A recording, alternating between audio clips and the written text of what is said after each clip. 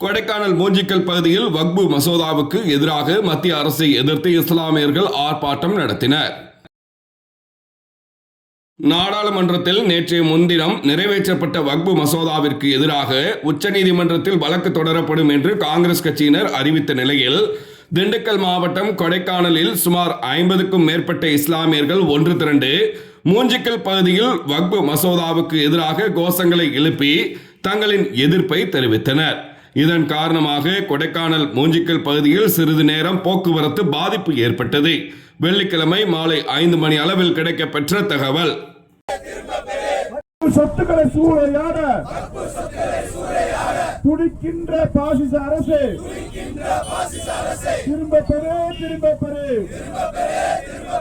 திரும்ப பெறு திரும்ப பெறு வக்பு திருத்த சட்டத்தை உடனடியாக திரும்ப பெறு. போராடுவோம் வக்பு சொத்துக்களை வக்பு சொத்துக்களை பாதுகாக்கும் வரை போராடுவோம்.